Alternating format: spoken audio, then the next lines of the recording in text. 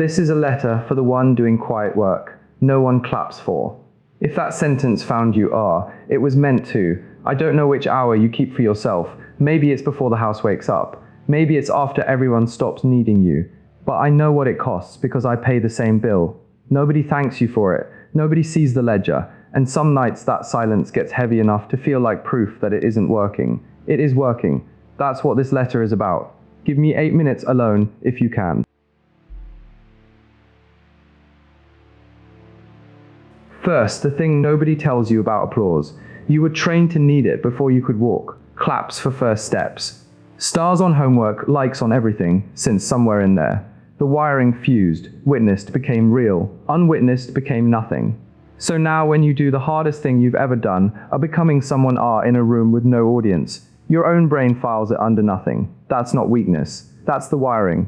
But here's what the wiring gets wrong. Applause measures what a crowd can see in a moment. Becoming is invisible by design. It happens in increments too small for any audience, too slow for any feed. Asking the crowd to clap for your becoming is asking them to see in the dark. They can't stop waiting for them to. Second, what the silence is actually doing while you think nothing is happening. Every unseen hour deposits something no witnessed hour can.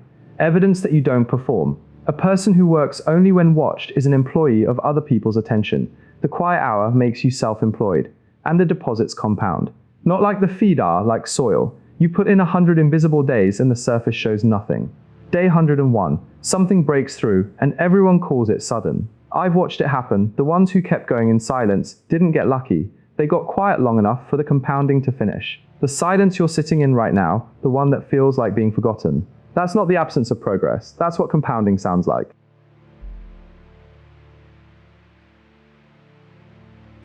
Third, a confession, so you know I'm not writing this from above you. There was a stretch when I quit the quiet work, because a louder person got in one loud month what I'd been building toward for a year. I watched the applause land on them and decided the ledger was rigged, so I got loud, announced things, performed the work instead of doing it. And the applause came small, fast, and gone by morning. You cannot eat applause twice. What brought me back wasn't wisdom, it was exhaustion. The specific exhaustion of maintaining a performance you know is hollow. The night I returned to the unseen hour, nothing happened, no sign, no reward. Just the work, and the quiet, and for the first time in months, no audience to disappoint. It felt like putting down something heavy. That's when I understood the applause was the weight.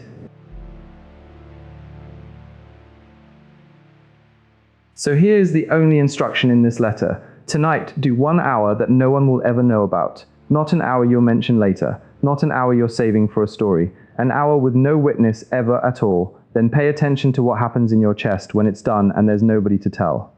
That feeling of the small, strange fullness with nowhere to go. That's the thing you've been trying to get from applause. It was never in the applause, it's manufactured only in the dark, and it can't be counterfeited and nobody can take it, because nobody knows you have it.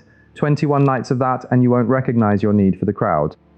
I'll write to you again next week. There's a harder letter coming, about the promises you've broken to yourself and how to be worth trusting again. You don't have to be ready for it. For tonight, 1 unseen hour. Seal it. Tell no one. Nobody will clap. And for the first time you might notice you didn't need them to. From the quiet work, propel daily.